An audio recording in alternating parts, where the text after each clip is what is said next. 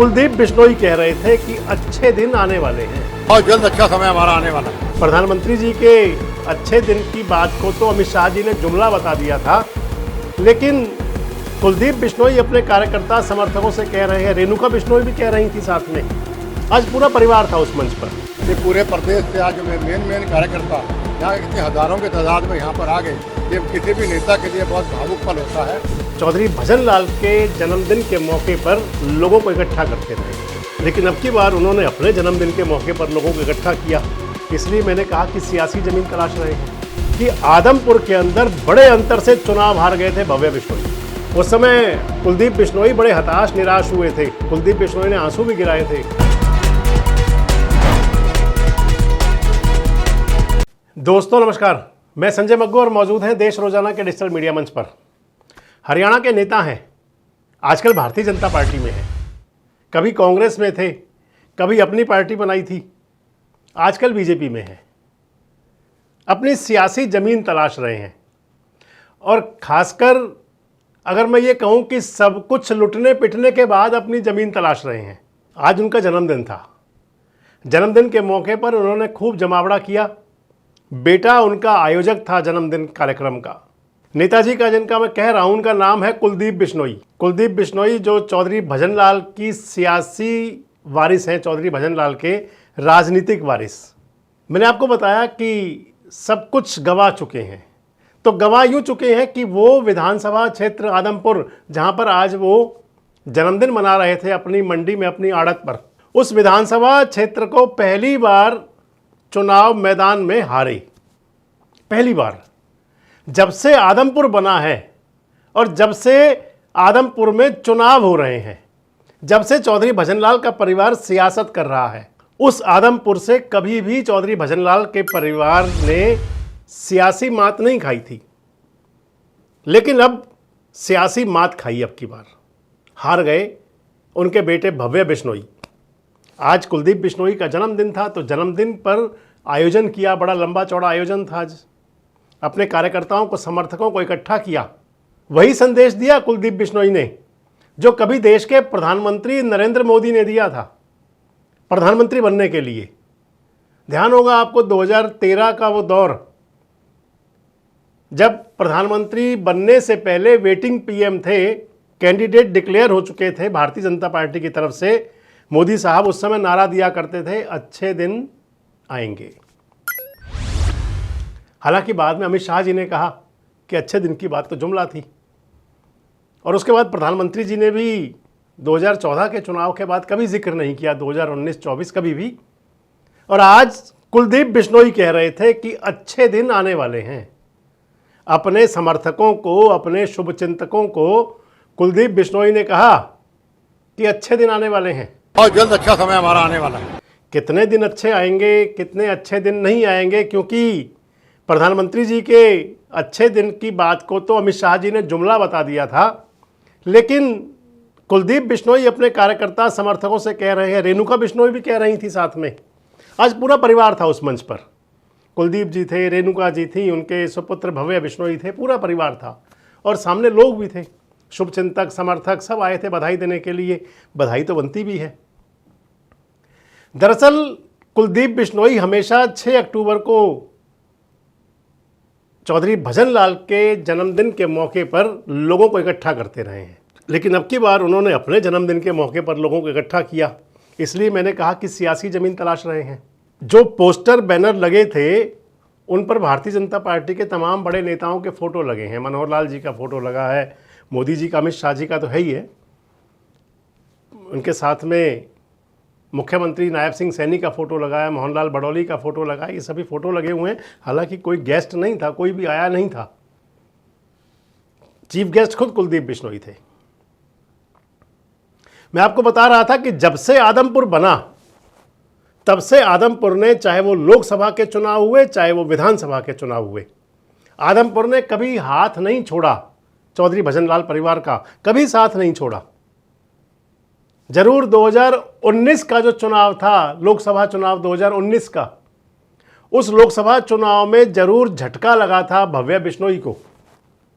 भव्य Bishnoi candidate थे लोकसभा के कांग्रेस की तरफ से। दुष्यंत चौटाला भी चुनाव मैदान में थे क्योंकि वो पुराने सांसद थे, 2014 में बने थे। और इधर ब्रजेंद्र सिंह कैंडिडेट थे उस समय भारतीय जनता पार्टी के। फर्क यह आ गया कि भव्य बिश्नोई भारतीय जनता पार्टी में आ चुके हैं और ब्रजेंद्र सिंह आजकल कांग्रेस के अंदर अपना दम दिखा रहे हैं। तो मैं बता रहा था आपको, उस लोकसभा चुनाव में 2019 के चुनाव के अंदर भव्य बिश्नोई की जमानत जब्त हो गई थी। और बड़ी बात थी कि आदमपुर के अंदर बड़े अंतर से चुनाव हार गए थे भव्य बिश्नोई, आदमपुर में 2019 में। उस समय कुलदीप बिश्नोई बड़े हताश निराश हुए थे। कुलदीप बिश्नोई ने आंसू भी गिराए थे, कहा भी था कि मुझे आदमपुर ने धोखा दे दिया। लेकिन बाद में विधानसभा का चुनाव हुआ 2019 में ही। विधानसभा चुनाव में जनता ने फिर से कुलदीप बिश्नोई को विधायक बना दिया। कुलदीप बिश्नोई विधायक बने, कांग्रेस पार्टी की तरफ से विधायक बने। बाद में कांग्रेस पार्टी छोड़ के, आपको बताता हूँ वो सारा था क्या उनका, कांग्रेस में रहना, कांग्रेस छोड़ना, कांग्रेस में फिर जाना, फिर कांग्रेस छोड़ना। पहली बार विधायक बने थे कुलदीप बिश्नोई 1998 में, और विधायक बने थे उस समय वो आदमपुर से, पहली बार विधायक बने थे। उसके बाद कुलदीप बिश्नोई सांसद बने 2004 में, भिवानी से मेंबर ऑफ पार्लियामेंट बने थे। बाद में 2004 में जब विधानसभा का चुनाव हुआ तो चौधरी भजनलाल को लगता था कि चौधरी भजनलाल मुख्यमंत्री बनेंगे, लेकिन भजनलाल जी के स्थान पर भूपेंद्र सिंह हुड्डा को कांग्रेस आला कमान ने मुख्यमंत्री नियुक्त कर दिया और इनके साथ में डिप्टी चीफ मिनिस्टर बना दिया भजनलाल जी के बड़े बेटे चंद्रमोहन बिश्नोई को। कुलदीप बिश्नोई और भजनलाल जी साइड लाइन हो गए। उस समय का जो दौर था वो, उस समय कुलदीप बिश्नोई सांसद हुआ करते थे और चौधरी भजनलाल विधायक बने थे आदमपुर से। चाय पे चर्चा, ये वो, धीरे धीरे धीरे धीरे धीरे धीरे कांग्रेस से अलग होते चले गए और कुलदीप बिश्नोई ने चौधरी भजनलाल को तैयार कर लिया कि हम पार्टी छोड़ेंगे। पार्टी छोड़ दी, कांग्रेस से अलग हो गए और हरियाणा जनहित कांग्रेस बना ली। हरियाणा जनहित कांग्रेस बना ली तो फिर चौधरी भजनलाल अयोग्य घोषित हो गए। फिर से चुनाव हुआ, उपचुनाव आदमपुर का, और आदमपुर की जनता ने हरियाणा जनहित कांग्रेस से भी विधायक बना दिया। 2 विधायक थे, राकेश कंबोज और चौधरी भजनलाल, ये सीटें खाली हुई थी। चौधरी भजनलाल फिर विधायक बन गए। उसके बाद 2009 का चुनाव आ गया। 2009 के चुनाव में कुलदीप बिश्नोई की हरियाणा जनहित कांग्रेस को 6 विधायक मिले। कुलदीप बिश्नोई को जो विधायक मिले, कुलदीप बिश्नोई की पार्टी को 6 विधायक, उन 6 विधायकों के दम पर कुलदीप बिश्नोई हरियाणा की सत्ता के अंदर, हरियाणा की सरकार के अंदर किंग मेकर बन सकते थे, क्योंकि कांग्रेस को 40 एमएलए मिले थे। कांग्रेस को 6 एमएलए चाहिए थे और वो 6 एमएलए थे कुलदीप बिश्नोई के पास। लेकिन मोल भाव सौदेबाजी में कुलदीप बिश्नोई कुछ समझ नहीं पाए, बाजी हाथ से निकल गई। 6 में से 5 एमएलए उनको छोड़ करके चले गए, अकेले रह गए कुलदीप बिश्नोई, ठनठन गोपाल।